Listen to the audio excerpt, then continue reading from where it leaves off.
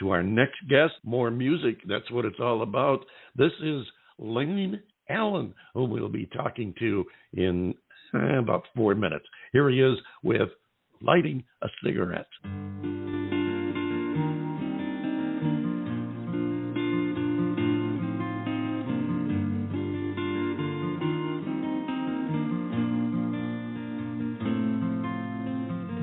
Out the bar and I lit a cigarette. Been sitting here thinking of my regret, trying to figure out what I didn't know and what I did. You caught me by surprise when you loaded up and said goodbye and left me sitting here. So I walk outside and I light a cigarette, put it to my lips and take another hit. Breathe it all in and let it all go. Looking back now, I should have known that you'd end up good and gone, and I'd be here left all alone, lighting a cigarette.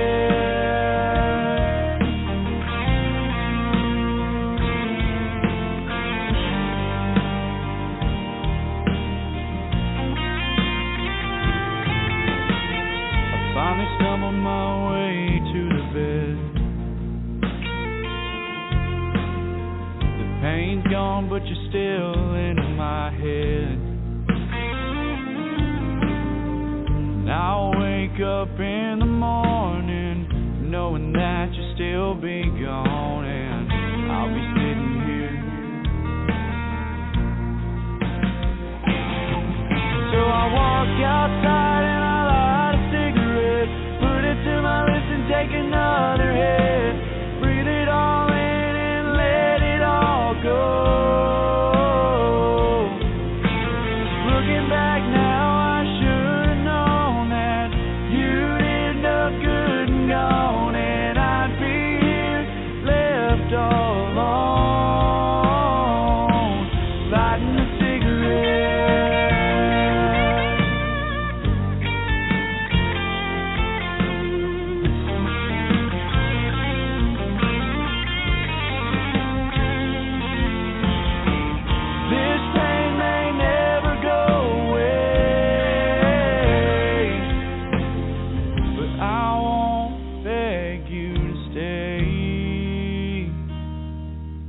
So I walk outside and I light a cigarette, put it to my lips and take another hit. Breathe it all in and let it all go. Looking back now, I should have known that you'd end up good and gone, and I'd be here left all alone,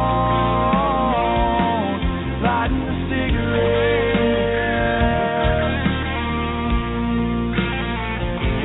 Lighting a cigarette.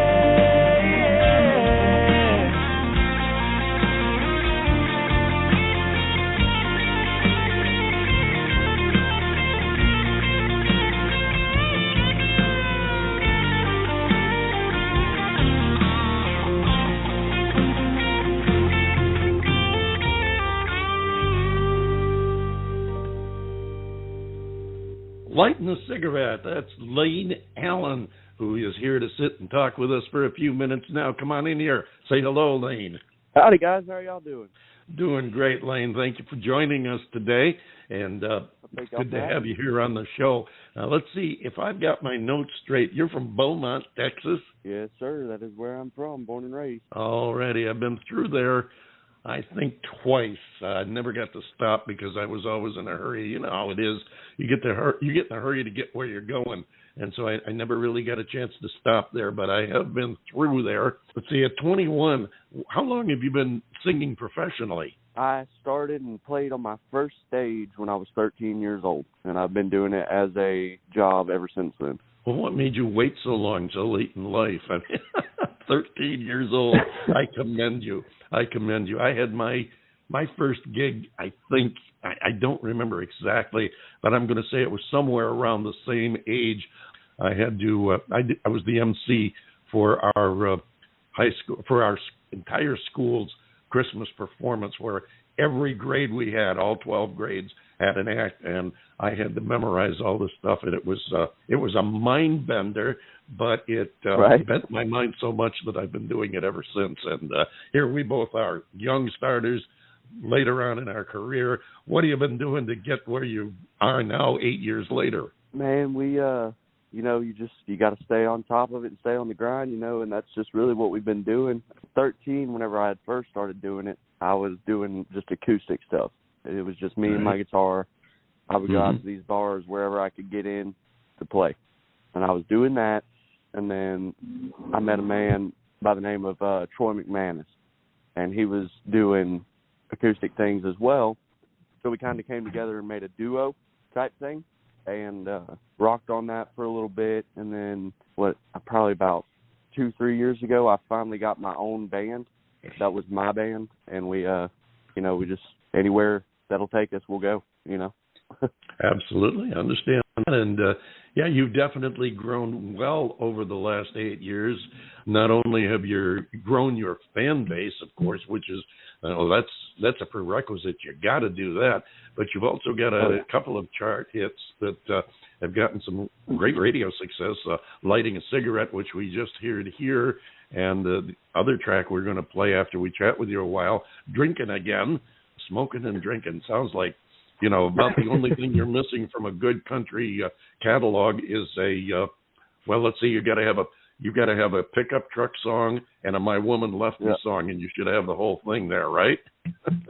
Absolutely. Seriously though, John and I both have spent serious years in country music radio as well as rock and all other formats at one time or another, but we both have spent some serious years in country radio, and believe me, when I make light or jokes about it, it is in fun, not in sarcasm, because I love country music, and I have since I was a kid. It was the first thing that I got into, listening to my grandfather play his fiddle along with the old Eddie Arnold records on the Victrola. So now that I've dated myself, I will bow to my co-host, John Bon Jovial, who is a few seconds younger than me. John, say hello to Layne. Just a few seconds. Hey, Layne, welcome. We are, just really, really, both David and I are glad you're here. But, you mentioned that, since 13 years old, it's been your job. Now, let me ask you this. Is this a job or is this a labor of love? I would say it's a labor of love, I guess, because, man, if it wasn't for music, if I didn't have what I do, I could, I wouldn't be the person I am today, It wouldn't... It has changed. Well, ding, ding, ding, ding, ding. That is the right answer, sir.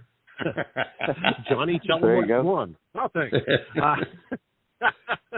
As David said, both he and I have been involved with country music and country radio for many years, terrestrial radio back in the days when, all this technology did not interfere with a really good radio program. And I like what I have heard in Lighting a Cigarette because it has a good message.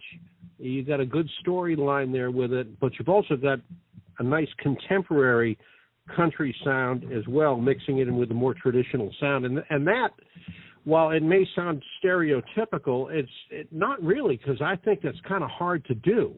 And so I think that you should be commended for that, and I hope that you're going to get to a point where, if you haven't yet, you're going to do a lot of touring, and you're going to do some touring down in our neck of the woods and David's neck of the woods. I'm in Naples, Florida. David's in Tempe, Arizona, part of the Phoenix metro.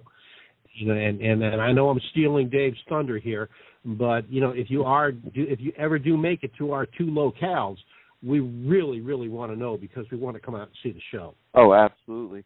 I will absolutely stay in touch with you guys and keep you updated, because that's kind of what I'm hoping for as well.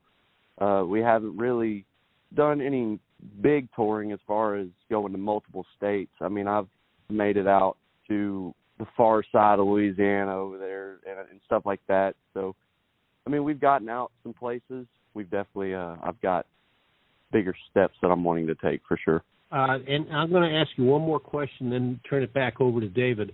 And that is, I just want to know, when it comes to country music, who are your heroes? Heroes. Well, I mean, you gotta be grateful and for the guys that paved the way, like the George Jones, the Merles, the Whalens, all them guys.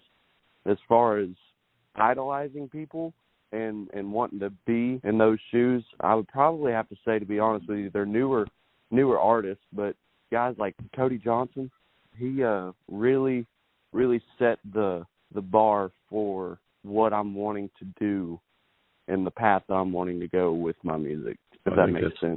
He does, and I think that's a good choice on your part. I also think, and this is personal opinion, but I think that there is a swing. You know, music goes like a pendulum, and, 1 minute it goes one way, another minute it goes back to the other way. And I think the pendulum is starting to swing back to traditional country more so than it has been. I'm not saying we're going to go all the way back to the old Carter family songs or something like that, but I think you're finding a re-strengthening, if you will, of the traditional country sound. And I know that the way you're talking, you fit into that. I think it will be good for you.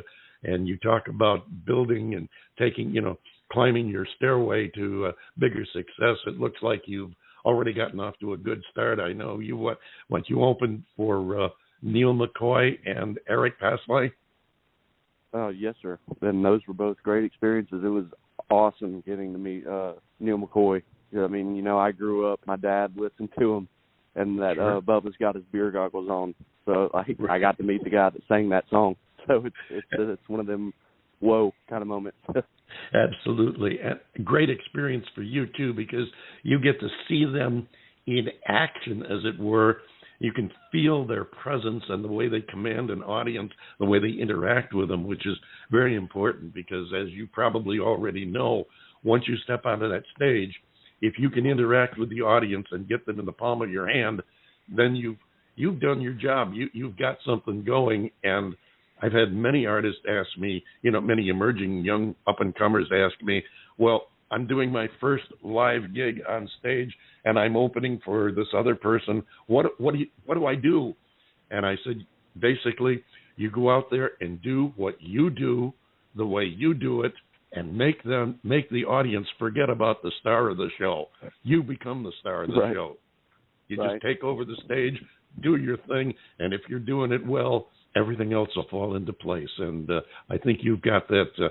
I think you've got that under your hat. I want to thank our friends over at Salter Gann Universal Promotions, because I understand that Phyllis and they are promoting you along with Seth Storer over at Red Barn. And I find it interesting also. One of the questions I often ask an up-and-coming artist is, how do you manage, your personal life and your professional life? Now, I know you're 21, but also it's important, what the relationship is between you and your parents, and understand you're being managed by your parents. Right.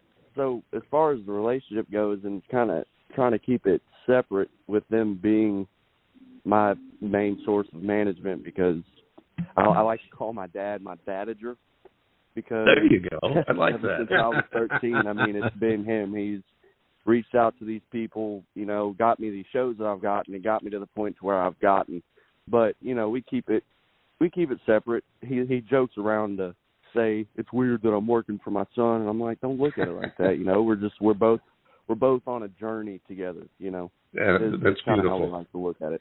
Yeah, that is beautiful, and I am going to borrow that, along with a note to give you credit for it. But I'm gonna keep that dadager in my notebook here, because I have a hunch I'll be able to use that again someday. Great, I love the term, and what I really love is the relationship with you and your dadager, and your momager for that matter, and the fact that they not only support you, in this case, they're working together with you. And I think you put it best when you said, when you basically inferred that he's not working for you, he's working with you. You're part of a team. It's the three of you together, and I think that's great, especially that you have that close a relationship with your mother and father. That is super. In the years to come, both you and they will just increasingly value that relationship. It's a great thing. Where are you going from here now? What's next on your agenda?